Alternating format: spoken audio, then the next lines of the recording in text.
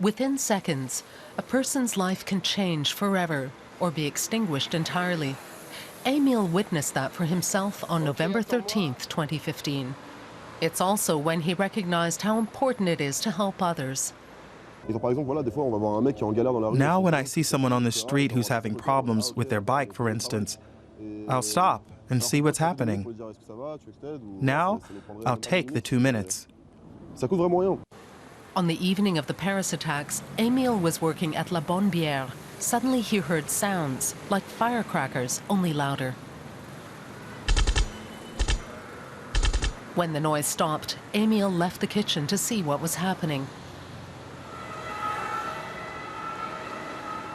It was unimaginable, a scene of sheer horror.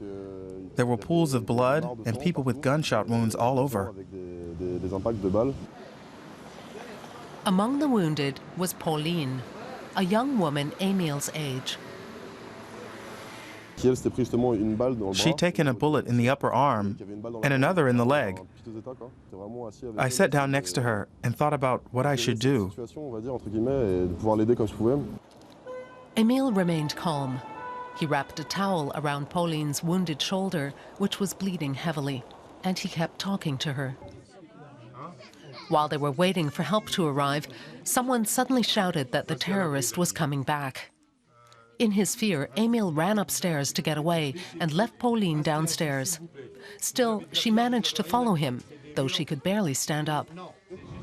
She came towards me and said, "Please don't leave me alone. Please stay with me." And I felt really ashamed for leaving her. In that moment, Émile realized what it means to be there for someone else.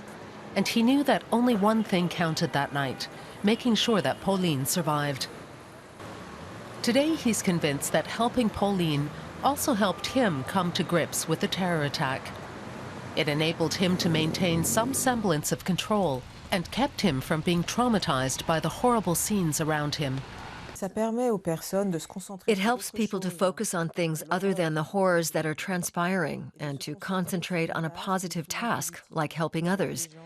In general, that helps protect them from the traumatic effects.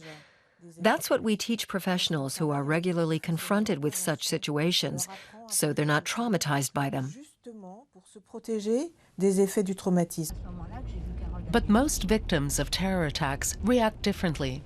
They feel completely helpless in the situation. Like Martine Busson. 20 years ago, she was sitting in a commuter train on her way to work when a bomb exploded in the neighboring carriage.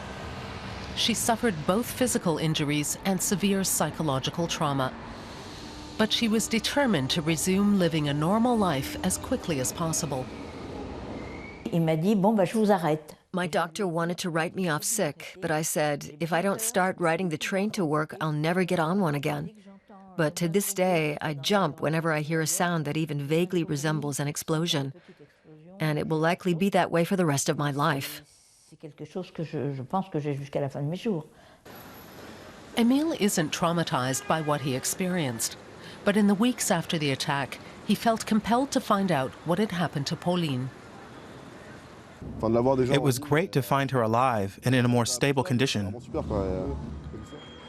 The doctors were able to save Pauline's arm, but she isn't prepared to talk about her experiences on camera. She and Émile have felt a connection to one another ever since those terrible hours when they both fought to save her life. Today, Émile tries to turn that experience into something positive. Now I know the value of friends and family.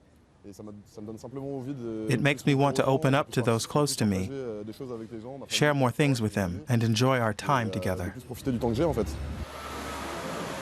The Paris attack spelled the end of a carefree youth for Émile and hundreds of other young people in France.